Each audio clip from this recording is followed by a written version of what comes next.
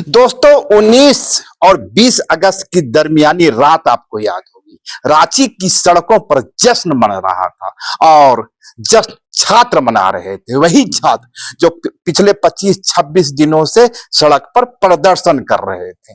और उसी दिन मैंने एक खबर चलाई थी, आधी रात के जश्न पर ग्रहण। और उसके बाद हमारे दोस्तों ने कहा तुम छात्रों का हौसला तोड़ रहे हो। ना तो मैं छात्रों का हौसला तोड़ रहा था, ना उनके जश्न में बाधा बन रहा था। दरअसल मैं छात्रों के सेंटीमेंट को भी समझता था और न्यायपालिका किस गति से काम करती है उसकी भावना को भी समझ रहा था। मुझे लग रहा था यह मामला कोर्ट की दहलीज पर जाकर टूट जाएगा और जिस तरीके से परीक्षा को रद्द किया गया है यह मामला फंस जाएगा। उसकी अंतिम परिणति क्या होगी वह तो बाद में देखा जाएगा। दरअसल पिछले 25-30 वर्षों 50 वर्षों का अनुभव करें, जिस तरह देश में बोफोर्स को लेकर नित दिन नए खबरें सामने आती थी, दावा किया जाता था ये हुआ वो हुआ, आखिर उसकी गति क्या होगी। उसी तरह कोल स्कैम को लेकर पूरे देश में जिस तरह से एक माहौल बनाया गया, कोल स्कैम को छोड़ दीजिए, अभी 15 वर्ष पहले काला धन लगा कि पूरी दुनिया से काला धन हिंदुस्तान आने वाला है। बाबा रामदेव तो दौड़ दौड़ कर कह रहे थे तुम्हारे खाते में इतने आएंगे, तुम्हारे खाते में इतने आएंगे। और ये जो गरीबी का है ना, जिसका रोना रोते हो छू मंतर हो जाएगा। लेकिन हुआ क्या, वो तमाम नैरेटिव जो मीडिया में चलता रहा आखिरकार ध्वस्त हो गया। तो कुछ यही स्थिति झारखंड में हो रही है। सीआईडी के हवाले से हर दिन एक खबर आ रही है और हालात क्या है, हर मीडिया घराने में खबर चल रही है, उसके आधार पर एक नैरेटिव बनाया जा रहा है। मैं इसलिए कहता रहा हूं, अक्सर आपसे कहता रहता हूं कि जिस तरह आलू की दुकान होती है, मिठाई की दुकान होती है, मीडिया भी एक दुकान बन चुका। हर कोई अपनी खबर को सामने लाता है, यह उसकी मजबूरी है। और यही कारण मैं कहता हूं कि शायद बेहतर हो इन चीजों के छोड़ करके अपनी जिंदगी पर ध्यान दीजिए, तो शायद ज्यादा आपकी जिंदगी सुलभ होगी। और इसीलिए मैं कहता था, उस दिन कहा था कि आधी रात के जिस्म पर ग्रहण। पर क्यों कहा था? इस वक्त हमारे साथ एलएम उरांव जी हैं। एलएम जी कानून को समझते हैं, प्रशासनिक स्ट्रक्चर होता है उसको समझते हैं, इसके साथ ही पढ़ा सामाजिक व्यवस्था जो आदिवासी समाज की परंपरागत व्यवस्था है उसका एक संगठन भी चलाते हैं। यानी आदिवासी समाज को सेंटीमेंट को भी समझते हैं, शासन की व्यवस्था को भी समझते हैं। तो आज इनसे जानने की कोशिश करते हैं कि जो पूरा छात्र मूवमेंट हुआ उसकी उपलब्धि क्या रही, उसकी वजह क्या रही और एलएम उरांव उसे किस रूप में देखते हैं। एलएम जी पहले आपका बहुत स्वागत। धन्यवाद। ये जो पूरा स्टूडेंट मूवमेंट चला एज ए हॉल, इसे आप किस रूप में देखते हैं? देखिए, परिस्थिति जन्य जिस तरह से यहाँ जेपीएससी की बातें आई या जेएसएससी की बातें आई, शुरू से ही इसमें इरेगुलरिटीज थी जिससे बच्चे छोटे छोटे स्तर पर भी करते आए, लेकिन सक्सेस नहीं हुए थे। जब कोई चीज की अति होती है तो बच्चे संगठित होके इसके विरोध में आए कि यहाँ पर भ्रष्टाचार हो रहा है। भ्रष्टाचार तो होती है लेकिन भ्रष्टाचार में सभी संलिप्त नहीं रहते हैं। और ये झारखंड प्रदेश है, 5वीं अनुसूचित क्षेत्र, मुख्यतः यहाँ आदिवासी मूलवासी रहते हैं। इनका बेसिकली है कि सीधे साधे लोग होते हैं और ये भ्रष्टाचार के अंग में कम से कम संलिप्त पाया जाता है इनका। और ये जो आई कि जेपीएससी 14th में जो पीटी का एग्जाम हुआ था उनको रद्द करने के लिए इन्होंने आवाज उठाया, आंदोलन किया। लेकिन यहाँ जेपीएससी जो है फर्स्ट से लेके ही लास्ट तक कुछ न कुछ उसमें लकुना रही है, लैप्सेस रहे हैं। तो लपेटे में सभी आए और बच्चे ज्यादा जुड़ते गए और उद्वेलित हो गए। तो सरकार ने जो टीडीपीएस के थ्रू जो है, पीएल के थ्रू जो अपॉइंटमेंट हुई थी, अचानक सभी को रद्द कर दिया। सभी की सिस्टम एंड प्रोसीजर होता है रद्द करने की, कि जो अभी पर्टिकुलरली हम बोलना चाहेंगे 11 से 11वीं से 13वीं जेपीएससी और इधर रेंज ऑफिसर और एसीएफ की जो निकली थी, पर्टिकुलरली मैं इसमें बोलना चाहूंगा एज ए होल सभी को कवर करे कि ये 11वीं से 13वीं बैच की जो है जितनी आदिवासी बच्चे क्वालिफाई किए, इनको हमारे पढ़ा समन्वय परिषद की ओर से 21/9/2025 को यहाँ रांची में सम्मानित किया गया था। सम्मानित करने के दौरान उनसे परिचय लिया गया तो सभी बच्चे का स्कूलिंग से लेके कॉलेज तक कैरियर एक्सीलेंट कैरियर रहा है, सभी ब्रिलियंट रहे हैं। तो उस दिन सम्मानित जो प्रोग्राम हो रही थी, उसी दिन पता चला कि इनकी छवि क्लियर है, कहीं कुछ गड़बड़ियां नहीं है, अपने बलबूते पे आए हैं। अभी 11वीं से 13वीं जब आप उसको रद्द करते हैं तो वो ऑलरेडी ज्वाइन कर चुका है, विभाग उसको जो भी उनको करना है करेगा, सरकार के रद्द करने से नहीं होगी कि सीबीआई एंड सीआईडी जिनको भी दे रहे हैं वो अपना इंक्वायरी शुरू किए हैं, इंक्वायरी समअप नहीं की है, किसी को कैसे जज करेंगे कि इन्होंने गलत किया है। घून के साथ आप जो को खींच रहे हैं, अगर 10 या 20% अगर गलत किया है तो 80% या 90% का तो कोई दोष नहीं है। तो उन पर कोई आक्षेप नहीं आना चाहिए। और सरकार के तरफ से ऐसे हो गया कि सरकार के पास प्रशासन चलाने के लिए अधिकारियों का भी कमी है।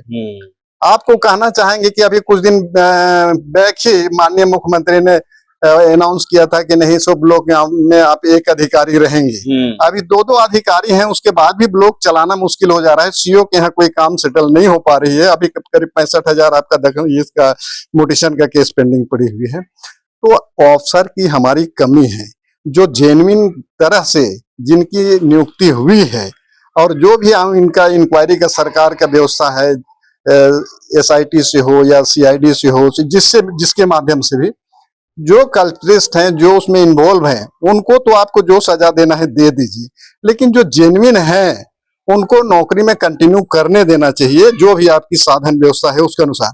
हमने भी नौकरी अपना किया, हमने बहुत सारे कोशिश जुडिशरी किया कि कहीं फ्रॉड हो जाती है तो एक साथ 20 आदमी को एक्सप्लेनेशन हो जाती थी कि आपके चलती है गलतियां हुई।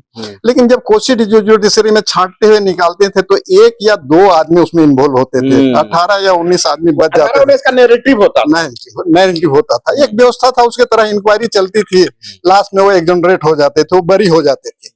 तो इनमें इनकी कोई गलती नहीं है, व्यवस्था की गलती है, चाहे JPSC का बोले या JSSC का बोले। अब व्यवस्था की गलती है, ये बच्चे कितनी तैयारी करके लगभग 30 साल की उम्र में नौकरी पाते हैं, और जो एडवर्टाइजमेंट निकलती है JPSC वगैरह में, पास्ट देखिएगा तो 3 से 5 साल लग जाता है एक नौकरी पाने में। अगर इनकी नौकरी अगर किसी तरह खटाई में आप डालते हैं तो अनदर 5 इयर्स जाएगा। तो बच्चे कहते हुए सुने गए, जिंदगी छोटी नहीं होती है, हम जिंदगी जीना देर से शुरू करते हैं। अगर बच्चे को अभी अगर नौकरी मिली है, जो जेन्युइन गया है, अगर उसको किसी तरह से लीगल में कानूनी पचड़ा में अगर पड़ता है, अगर 3-5 साल अगर कुछ होती है तो उनकी भरपाई कौन करेगा? ये तो निर्दोष है। तो सरकार से, न्यायपालिका से ये आग्रह होगा कि प्रॉपरली इंक्वायरी करा के जो उनके लिए दोषी हैं उनको तो जो सजा देना है दे दीजिए आप, लेकिन जो निर्दोष हैं उसको कंटिन्यू करने दीजिए। कि कंटिन्यू करने से इनके लिए, मर्सी के लिए मैं नहीं बोल रहा हूँ, यहाँ के जनता त्राहिमाम है अधिकारियों की कमी के चलते। तो जनता को, यहाँ वेलफेयर स्टेट है, जनता को लाभ मिलेगी इससे, और जो जेन्युइन आया है वही आएगा। LM जी, जिस दिन ये आपको खबर मिली कि तमाम करीबन 22 परीक्षाओं को रद्द कर दिया गया, कई तरह के पर जांच की शुरुआत हो गई, आपको क्या लगा था? आपके फर्स्ट गट फीलिंग क्या कह रहा था कि जो परीक्षा जिस तरह से कैबिनेट से रद्द की गई है, कोर्ट में टिकेगा? ये मन में आपका सवाल आया? देखिए, कोई भी नेचुरल जस्टिस के लिए सिस्टम होती है कि किस तरह से उन पर उनको पनिशमेंट दिया जाए। ऑलरेडी जो 11th to 13th के बीच ज्वाइन कर चुके हैं कंसर्न डिपार्टमेंट में, तो कंसर्न डिपार्टमेंट उसके लिए ऑथराइज है, एक्सप्लेनेशन करेगा, सेटिस्फाइड नहीं होगा तो उसको सस्पेंशन डिसमिसल जो करना है करेगा। लेकिन एज ए होल लगता है कि जो बच्चों के दबाव के चलते जैसे भी रहा हो, सभी एग्जाम रद्द कर दिया गया, तो उस तरह का रद्द होता नहीं है। मैं इसलिए शुरू में कहा था कि बोफोर्स, क्योंकि आप हमसे उम्र में बड़े हैं, बोफोर्स कांड देखे होंगे, अब लगा कि अब राजीव गांधी की तरफ सजा हो जाएगी। उसी तरह कोल स्कैम में हुआ। ये जो तमाम मीडिया की खबरें जो सूत्रों के हवाले से आती है, एक बड़ा नैरेटिव देश में तैयार कर देती है। ठीक है, यही तरह काला धन के मामले में अंतिम में निकलता कुछ नहीं है। क्या लगता है कि वही खेल या वही दबाव झारखंड में सरकार के ऊपर पड़ा मीडिया नैरेटिव का? देखिए, पोजीशन ऐसी हो गई है कि आपको मैन पावर की जरूरत है। मैंने 2 इशू बोला था कि 11 to 13th and range officer and ACF की बात बोलूंगा। अभी रेंज ऑफिसर के संदर्भ में आप देख लीजिए कि PT हो गई, मेंस हो गया है, उनका physical and medical and certificate verification बचा हुआ है। अभी एक रेंज ऑफिसर के पास 10 से लेके 18 रेंज उनके चार्ज में है। अच्छा। 383 के जगह ओनली 61 काम कर रहे हैं। तो सोचिए राज्य में किस तरह से फॉरेस्ट डिपार्टमेंट चल रही तो है। ये स्थिति तो दूसरे डिपार्टमेंट की भी होगी ना। प्योरली इसीलिए मैंने बोला कि इस तरह की बात है। सभी डिपार्टमेंट में आप देख लीजिए कि आप मैन पावर घटा तो किसी तरह विंडो ड्रेसिंग करने के लिए जो सीनियर सिटीजन हो गए हैं उनको भी आप एक्सटेंशन दे रहे हैं, कुछ दिन के लिए रख रहे हैं, लेकिन वो परमानेंट सॉल्यूशन तो है नहीं। आपका जो जेपीएससी से जेएसएससी से बहाली करना था, इस तरह की अगर बात आएगी, हर एक चीज कोर्ट में जाएगा, लंबित हो जाएगा, तो सरकार के शासन प्रशासन चलाने में तो दिक्कत होगी ही। तो इस सब चीजों को देखते हुए जो भी सरकार ने स्टेप डाला है अच्छा है, और जो गलत किए हैं उनको सजा मिले, और जो निर्दोष हैं उसको सर्विस को कंटिन्यू किया जाए। कोई भी डिपार्टमेंट 22 डिपार्टमेंट में हो, उनका कोई गलतियां नहीं है। एक चीज और जो जानना चाहेंगे हम, पूरा चूंकि हम लोग उस प्रोटेस्ट को कवर करते रहे, हालांकि जो कई बार जो सीनियर जर्नलिस्ट होते हैं वो समझते हैं, क्योंकि इस तरह के कई प्रोटेस्ट वो देख चुके होते हैं। मेरा जो वहां एक सवाल उभरा, उस प्रोटेस्ट में मैं ट्राइबल चेहरे को कम देखा। इसके पीछे कारण क्या हो सकता है? ठीक है, थे 2-4 चेहरे थे, पर जिस अनुपात में 27% यहाँ आबादी है झारखंड में ट्राइबल कम्युनिटी के, उस रूप में वहां दिखाई नहीं पड़ा। इसके पीछे वजह क्या होता है? ये आपका बोलना बहुत कटु सत्य है कि झारखंड राज्य बनने के बाद जो भी यहाँ रिजर्वेशन पॉलिसी दिया गया है, जिस कैटेगरीज के लिए 4th ग्रेड से लेके क्लास 1 तक के लिए, यहाँ अभी तक कोई 26% किसी में नहीं अचीव किया जा सका। मैक्सिमम 10.4% तक जा पाई है। बच्चे इतने एग्जाम लिखते लिखते फ्रस्ट्रेट हो गए हैं कि ना कोई जन नेता के बुलाने पर और ना किन्हीं स्वयं पर कॉन्फिडेंस है कि हम लड़ेंगे तो इसको जीत जाएंगे। कॉन्फिडेंस बच्चे लूज कर चुके हैं।